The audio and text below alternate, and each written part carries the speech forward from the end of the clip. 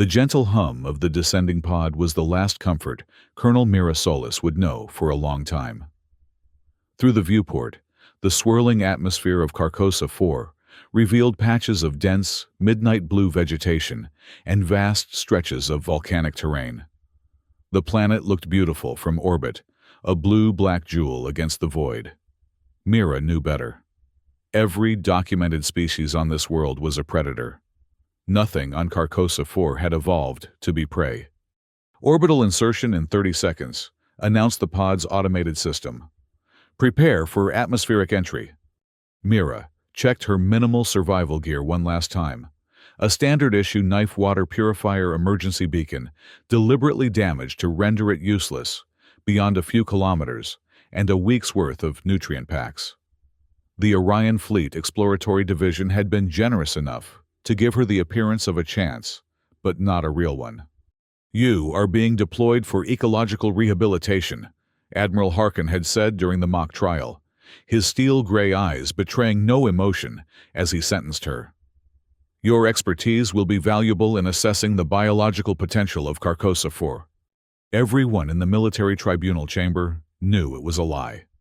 Sending Mira to Carcosa was a death sentence dressed as a scientific mission.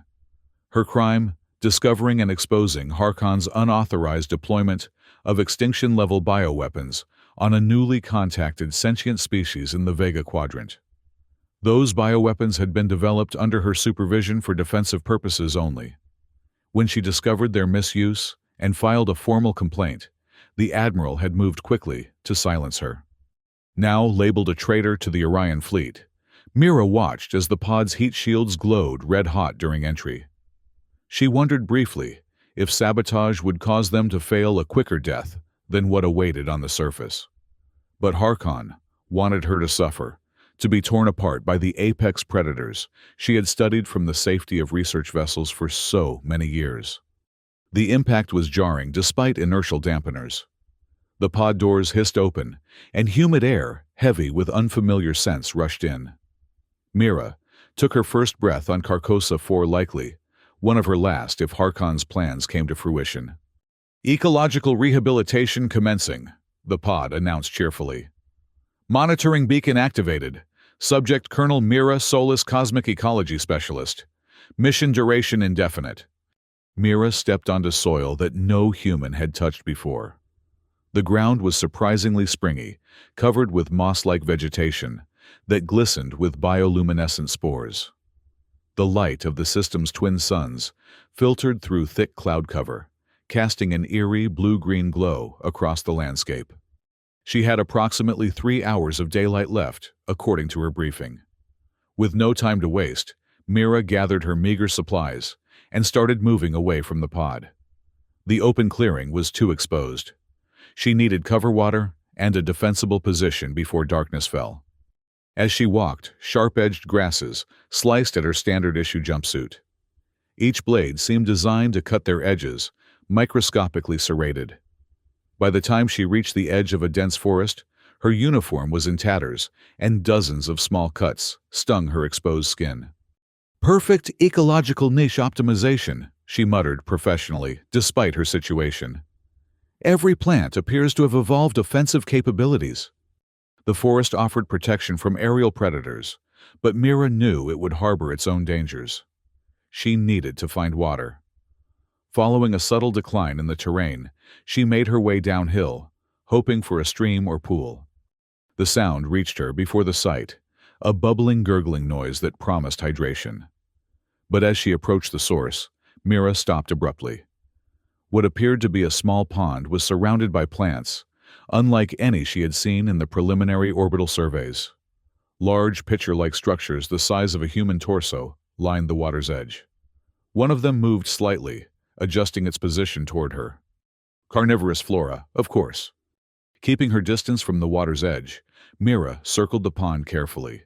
She needed to test if the water itself was safe without becoming plant food.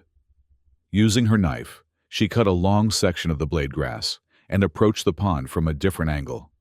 She dipped the grass into the water, then quickly pulled it back. The nearest pitcher plant lunged its mouth snapping shut where the grass had been moments before. Too slow. Mira collected a small sample of water and retreated to examine it with her portable analyzer. The readout blinked green potable with high mineral content, but no immediate toxins. She would need to design a collection system that wouldn't leave her vulnerable to the predatory plants. As the sky darkened, Mira found a tall tree with smooth bark that might be difficult for climbing predators. Using strips torn from her jumpsuit and the blade grass, she fashioned a crude harness and ascended about 15 feet. There, she secured herself to a fork in the trunk and prepared for her first night. The darkness brought sound. Calls, shrieks, and roars echoed through the forest. Luminescent creatures glided between trees. Beneath her perch, shadows moved with purpose, some passing directly under her tree.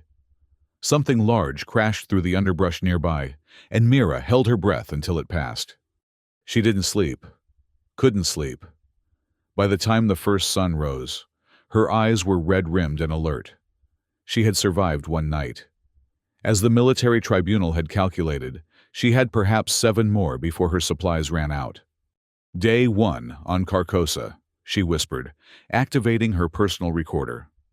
The device was standard issue, useful for keeping notes, but with no communication capabilities. Primary objective: survival. Secondary objective: proving Admiral Harkon wrong. The second day proved more challenging than the first. While attempting to set up a water collection system, Mira failed to notice the camouflaged predator lurking near the pond. 6-limbed and low to the ground, it moved with uncanny speed. Only her trained reflexes saved her from the initial attack, but the creature's secondary strike caught her left arm, its serrated mandibles slicing through flesh and muscle. Mira screamed, then drove her knife into what she hoped was a vulnerable spot between the creature's armored plates. It shrieked, releasing her arm and scuttling backward. Her blood pulsed from the wound. Clutching her damaged arm to her chest, she retreated into denser vegetation. The predator didn't pursue, perhaps satisfied with the blood it had already drawn, or wary of the unfamiliar prey that had fought back. Using the last of her medical supplies, Mira cleaned and bound the wound as best she could. The gash was deep, likely requiring stitches she couldn't provide. Infection would set in without proper treatment. Her odds of survival, already slim, had just decreased significantly. That night, fever set in. Secured to a different tree, Mira drifted in and out of consciousness. Delirious dreams mixed with the strange sounds of Carcosa's nightlife. In her hallucinations, she saw the faces of her colleagues back on the flagship Orion, some sympathetic, others turning away. She saw Admiral Harkon watching impassively from a monitor as her vital signs weakened. "Is this what you wanted?" she murmured to the hallucination. "To watch me die slowly?"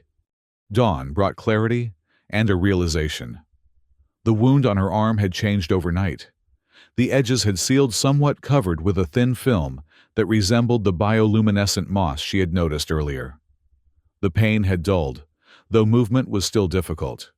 Examining the wound more closely, Mira realized the moss had colonized her injury, not as a parasite, but apparently as a symbiote. The planet's biology was interacting with her own. The moss appears to have coagulant and possibly antibiotic properties. She recorded scientific curiosity, momentarily overriding her dire situation. Carcosa's life forms may have evolved cooperative mechanisms to survive in this competitive ecosystem. By the 4th day, Mira's survival routine had solidified. She had created a small shelter in the trees, using blade grass, woven into a platform. She had identified which fruits were toxic most, and which could supplement her dwindling rations, very few. The wound on her arm was healing, thanks to the strange moss that had incorporated itself into her flesh. But food remained scarce, and she knew she needed protein to maintain her strength. This meant hunting, becoming a predator herself in this world of predators. The irony wasn't lost on her. "They sent an ecologist to die on a predator planet," she told her recorder. "They forgot that humans are apex predators too on our world. We've just forgotten how to be." The fever dreams had given Mira an epiphany. She had been approaching survival wrong, thinking like prey, hiding and running. On Carcosa 4, everything was a hunter. She needed to think like one. On day 5, she built her first trap. Using flexible vines that seemed resistant to the cutting grass, she created a snare system near a small game trail she had identified. The design was crude, but functional. Any small creature following the path would trigger the mechanism lifting it off the ground. Hunter adaptation phase beginning. She recorded her voice stronger now. Objective not merely survival, but dominance within a localized ecosystem. The trap worked. By evening, she had captured a small, furry creature with too many eyes and razor-sharp teeth. It hissed and snapped as she approached, but Mira had prepared a sharpened stick. The killing wasn't clean, but it was effective. That night, she ate meat for the first time on Carcosa 4. The taste was strange, gamey, and metallic, but the protein revitalized her body. After eating, she carefully harvested useful parts: teeth for tools, sinew for better binding, fur for insulation. By the end of the first week, Mira had outlived Admiral Harkon's expectations. Her damaged emergency beacon, while useless for summoning help, still functioned enough to monitor the orbiting Orion vessels. She could detect their communications, picking up fragments of surprise that the subject remains viable. "They're betting on when I'll die," she told her recorder, a cold smile forming. "I've always enjoyed disappointing powerful men." During her second week on Carcosa, Mira expanded her territory. With improved snares and traps, she secured a more reliable food supply. The moss that had colonized her arm wound spread slightly, forming a pattern that followed her veins. Rather than fight the alien biology, she studied it, discovering that the symbiotic relationship enhanced her night vision slightly, an evolutionary adaptation of the moss that now benefited her. She began mapping predator territories and movements, identifying the hierarchy of species. Most fascinating was her discovery of what appeared to be pack behavior among some of the larger predators, cooperation among killers, temporary alliances to bring down bigger prey. Carcosa doesn't have traditional prey species. She recorded, watching a pack of 6-limbed hunters bring down a larger solitary predator. Instead, it has developed a complex system where predators become prey in an endless cycle. Nothing is only a hunter. Nothing is only hunted. By the third week, Mira had established a defendable perimeter around her tree shelter.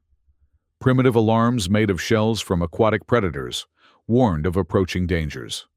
Her collection of makeshift weapons had grown to include spears, a bow crafted from flexible wood, and arrows tipped with venom sacs harvested from the pitcher plants. Her supplies from the pod were long gone, but she no longer needed them. Carcosa was providing everything she required if she was clever enough to take it. The planet had tried to kill her, as Harkon intended. Instead, it had made her stronger.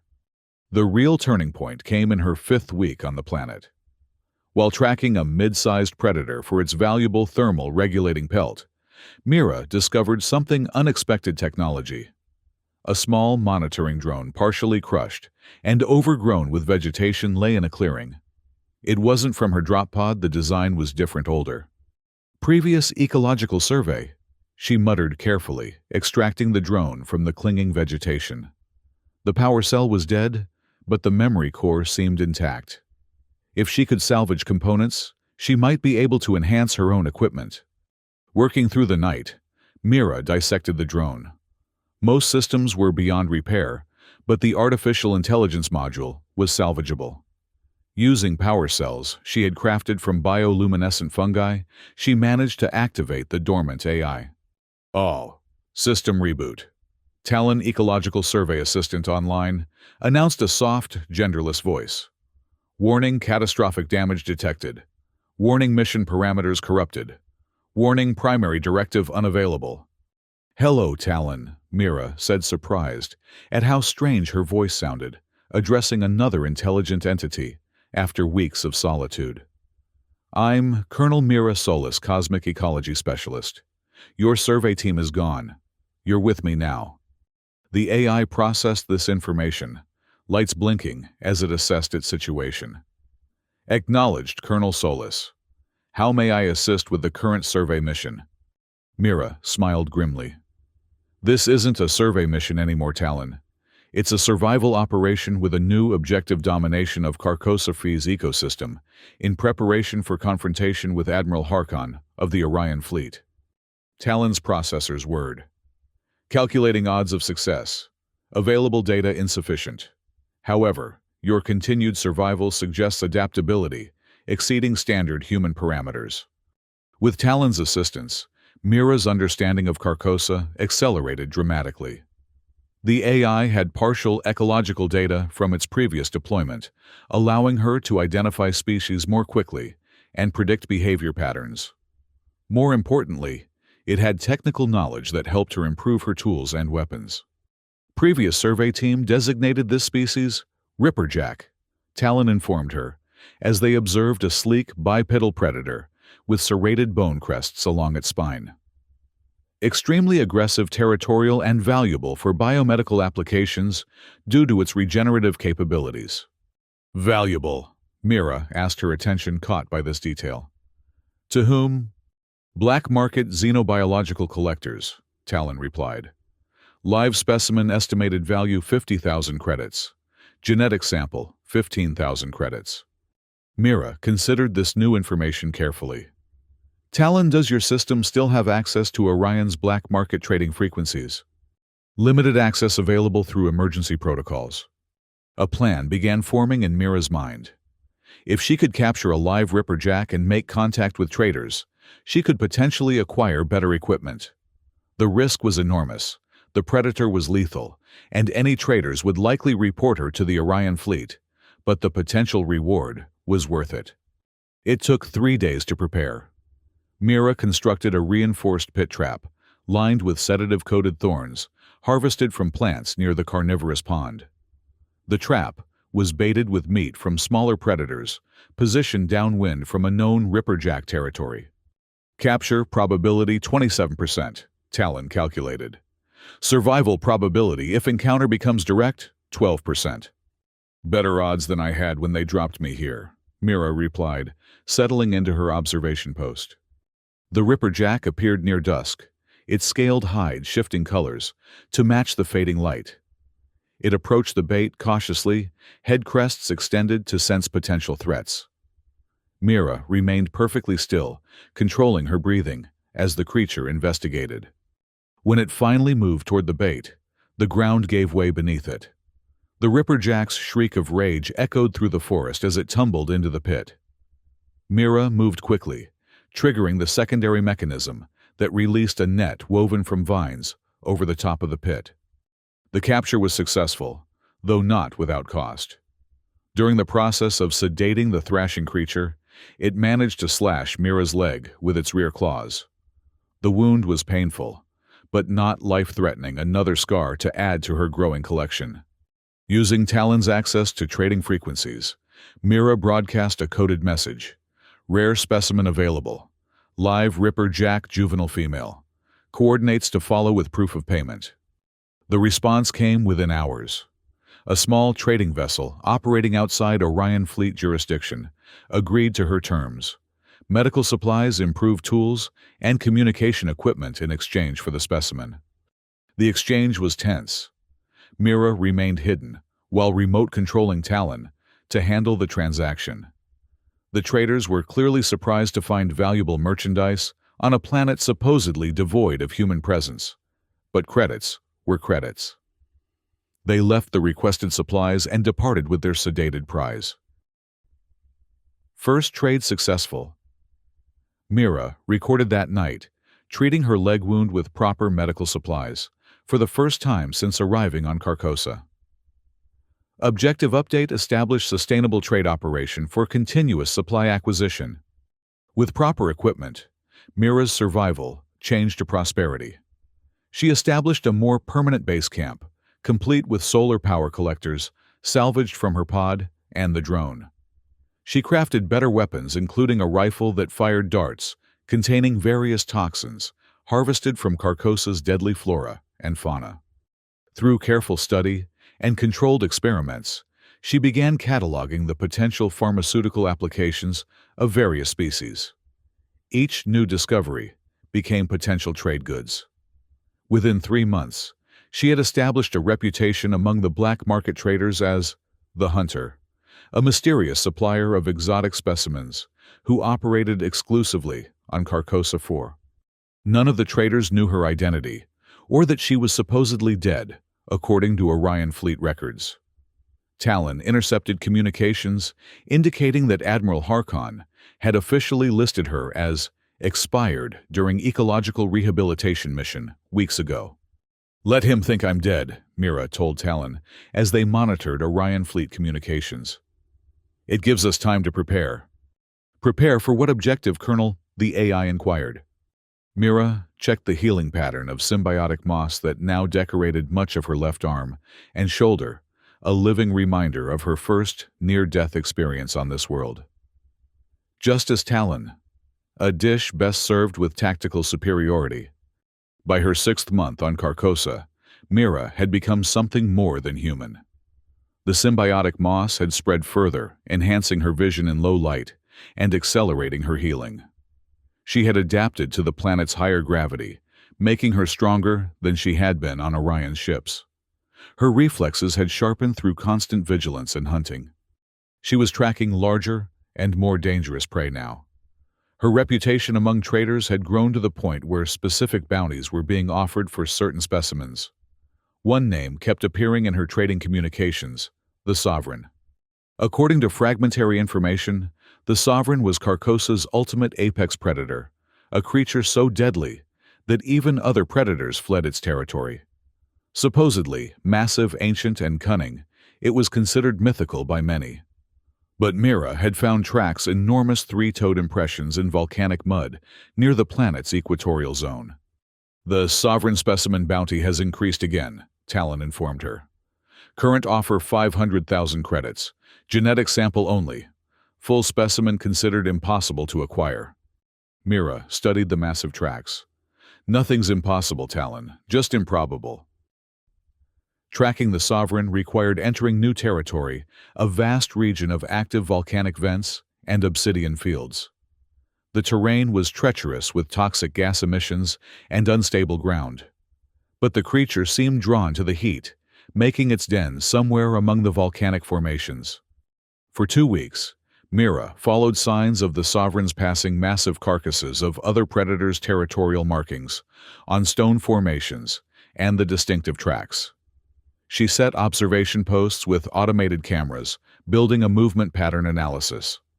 "It's hunting us too," she realized one evening, reviewing the footage. The cameras had captured glimpses of an enormous shape, always just at the edge of the frame, circling back toward her previous positions.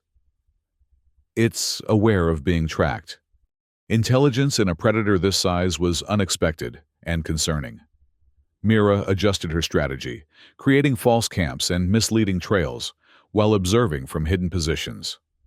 The game of hunter and hunted became increasingly complex, with both parties laying traps for the other. The first direct encounter nearly killed her.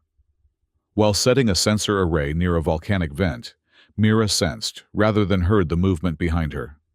She dove sideways, just as something massive struck the ground where she had been standing.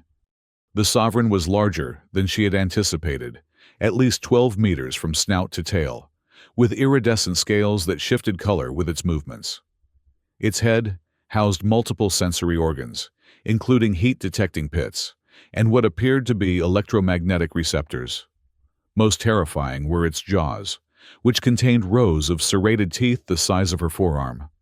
Mira fired her toxin rifle, but the darts barely penetrated the creature's armor-like scales. The Sovereign roared, the sound so powerful it vibrated her bones. She retreated, using the volcanic vents for cover, deploying flashbang devices she had crafted to confuse the predator's senses. The distraction worked long enough for her to reach a narrow crevice the massive creature couldn't enter. From safety, she watched as the Sovereign investigated her abandoned equipment, methodically destroying each piece before departing. It understood the technology as a threat, she told Talon, later nursing fresh wounds. It's not just acting on instinct, it's reasoning.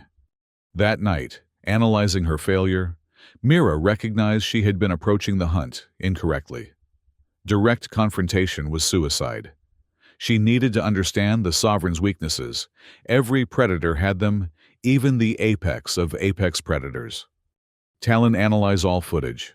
Look for any physiological vulnerabilities or behavioral patterns we can exploit. The AI worked through the night, comparing observations with known predator behaviors. By morning, it had identified a potential weakness. The Sovereign exhibits neural pauses during certain movements, Talon reported. When turning its head more than 70 degrees, there is a 1.3-second delay before its body follows. This suggests a vulnerability in its central nervous system's coordination of its massive frame. It wasn't much, but it was something. Mira began designing a new strategy, one that would require perfect timing and engineering beyond anything she had attempted on Carcosa. Using components from her accumulated trade goods, she constructed a series of automated turrets that fired high-intensity plasma bursts. Not powerful enough to penetrate the Sovereign's hide directly, but capable of momentarily blinding its heat sensors. These were positioned strategically around a narrow pass between volcanic formations that her target frequented. The centerpiece of her plan was a modified mining charge, one of the more questionable items she had acquired through trading. She augmented it with local compounds, creating a device that would generate an electromagnetic pulse, followed by an explosion hot enough to damage even the Sovereign's armored hide. Execution probability 43%, Talon calculated. Risk assessment extreme. Mira checked her equipment one final time. Sometimes, you have to embrace being the prey to become the ultimate predator. The hunt took 3 more days of careful maneuvering, laying false trails and positioning equipment. Finally, Mira managed to lure the Sovereign toward her chosen battlefield. As the massive creature entered the narrow pass, she activated the turrets remotely. Flashes of plasma fire erupted from multiple directions. The Sovereign roared in confusion, its sensory organs overwhelmed by the sudden assault. It turned its massive head sharply, and there it was, the neural pause Talon had identified. In that 1.3-second window, Mira detonated the mining charge directly beneath the creature. The explosion was deafening, sending shockwaves through the volcanic rock.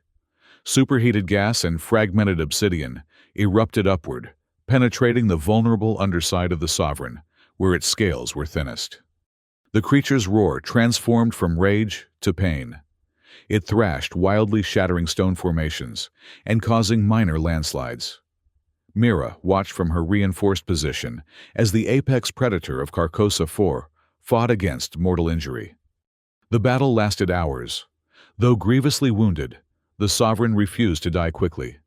It destroyed 2 of Mira's observation posts before finally collapsing near a sulfur vent, its breathing labored and slowing. Approaching the dying creature, Mira felt an unexpected sense of respect.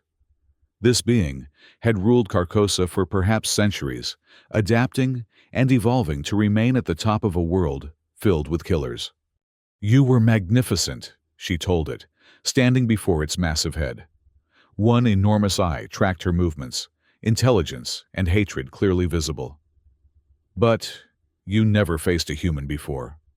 Using her hunting knife, the same standard-issue blade she had arrived with, now modified and reinforced, Mira harvested genetic samples for the bounty. As the Sovereign finally stilled, she extracted one of its massive teeth as a personal trophy. That night, from her camp overlooking the volcanic fields, Mira activated her recorder. Day 187 on Carcosa 4. I have successfully hunted and killed the Sovereign previously considered unkillable. The genetic samples will secure enough credits to acquire a small transport vessel. Primary mission update: preparations for departure and confrontation with Admiral Harkon, now entering final phase. With the Sovereign's genetic material, Mira's status among black market traders reached legendary proportions. The bounty paid was enough to acquire not just equipment, but information, specifically Orion fleet movement schedules and access codes. She learned that Admiral Harkon himself would be visiting Carcosa's orbital monitoring station in 2 months to oversee a new resource assessment of the planet. The irony was perfect. During those 2 months, Mira prepared methodically. Using parts acquired through trading, she constructed a small signal relay system, powerful enough to reach orbiting vessels. She upgraded her weapons and created specialized ammunition designed to penetrate standard Orion fleet armor. Most importantly, she prepared her evidence-detailed records of Harkon's unauthorized genocide, ecological data, proving the sentient species in the Vega Quadrant had posed no threat, and testimonies from sympathetic officers she had acquired through her black market contacts. When the day arrived, Mira stood at the launch site she had prepared. Her body was changed by Carcosa, leaner, stronger, marked with scars, and the strange patterns of symbiotic moss that now extended across much of her left side. Around her neck hung the Sovereign's Tooth, a trophy, and a reminder of what she had overcome. Launch sequence prepared, Talon announced from the small communication device Mira now wore. Orbital station coordinates locked. Probability of successful docking 86%. And probability of surviving the subsequent confrontation, Mira asked, securing her weapons. Insufficient data for accurate calculation. Mira smiled grimly. I've beaten worse odds. The ascent to the orbital station was undetected, her small craft utilizing Orion fleet identification codes, obtained through trading. Docking with an auxiliary maintenance port, she bypassed standard security measures and entered the station silently. The monitoring facility was minimally staffed, primarily automated systems, with a small team of technicians. Moving through service corridors, Mira avoided detection until reaching the Central Command Module, where, according to the schedule, Admiral Harkon would be receiving his briefing. When she entered the command center, the shock on the faces of the personnel was almost comical. A ghost had walked into their midst, a ghost transformed into something wild and dangerous. Admiral Harkon, older, but still imposing with his steel-gray eyes and rigid posture, was the first to recover. Colonel Solis, this is unexpected. Our records indicate you perished during your rehabilitation assignment. The records were premature, Mira replied, her voice steady. The command center staff remained frozen, unsure how to respond to this apparition. Much like your decision to deploy extinction-level bioweapons in the Vega Quadrant. Harkon's expression hardened. Security to command center immediately, he ordered into his communicator. They won't come, Mira informed him. Talon has temporarily rerouted communications. It's just us, Admiral. You, me, and the evidence of your crimes against a sentient species and against the Orion fleet's own protocols. She projected the data she had compiled images of the genocide official orders, with Harkon's authorization testimony from officers who had opposed the action but been silenced. You dropped me on Carcosa to die, Mira continued, circling the command table. The staff backed away, giving her space. Instead, I learned. I adapted. I became the apex predator of a world filled with killers. Harkon's hand moved toward his sidearm, but Mira was faster, inhumanly fast, after months of surviving Carcosa's deadly environment. Her hunting knife pressed against his throat before his weapon cleared its holster. I could kill you, she whispered, close enough that only he could hear. The way you killed those beings in the Vega Quadrant. The way you tried to kill me. Fear flickered in the Admiral's steel eyes, perhaps the first time in decades he had experienced the emotion. What do you want, Solis? Mira stepped back, sheathing her knife. Instead of answering immediately, she interfaced with the command center's main computer system, transferring her complete ecological survey of Carcosa 4. Every species cataloged, every potential pharmaceutical application, every sustainable harvesting method. What I want is justice, she finally said, and protection for Carcosa 4. She outlined her terms. Admiral Harkon would be court-martialed for his unauthorized use of bioweapons. The evidence was already transmitted to multiple sources throughout the fleet. In exchange for her testimony, Carcosa 4 would be designated a protected research planet under her supervision. The fleet could harvest its biological resources, but only using the sustainable methods she had developed. You have no authority to make such demands, Harkon argued, though his voice lacked conviction. I have this, Mira countered, displaying the projected value of Carcosa's pharmaceutical potential, trillions in potential medical applications. And I have this. She indicated the command center's communication array, which was now broadcasting their conversation fleet-wide. The choice is simple, Admiral. Work with me and salvage your reputation while making the fleet obscenely wealthy, or resist and be remembered as the officer who committed genocide and then was outmaneuvered by the woman he sent to die. 6 months later, Mira stood on a viewing platform overlooking a newly established research facility on Carcosa 4.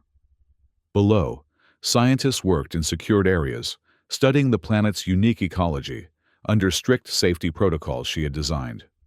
Admiral Harkon had chosen cooperation, though it hadn't saved him from demotion and disgrace. The evidence had been too overwhelming, the financial incentives too great for Fleet Command to ignore. They had promoted Mira, instead giving her authority over all operations on the planet she had conquered. Research Team Alpha reports successful synthesis of the neural regenerator from Ripperjack specimens. Talon reported from its new housing a sophisticated mobile unit that accompanied Mira everywhere. Estimated market value exceeds initial projections by 340%. Good. Mira nodded, touching the Sovereign's tooth that still hung around her neck. Prepare the sustainable harvesting quotas for next quarter. No species population drops below 85% of baseline. Her communicator chimed with a priority message from Fleet Command. A new potential planet had been identified for Exploration 1, with environmental readings even more extreme than Carcosa 4. They requested her assessment as the fleet's premier expert on hostile environments. Attached were preliminary scans showing a world of perpetual electrical storms, and predators evolved to harness lightning as a hunting tool. Fleet Command wanted to know if exploration was feasible, or if the planet should be designated too hazardous for human contact. Mira smiled slightly, the symbiotic moss patterns on her skin glowing faintly with anticipation. Tell them I'll lead the survey personally, she told Talon. This time with proper equipment. She looked out over Carcosa 4, the world that had been meant as her tomb, now the source of her power and authority.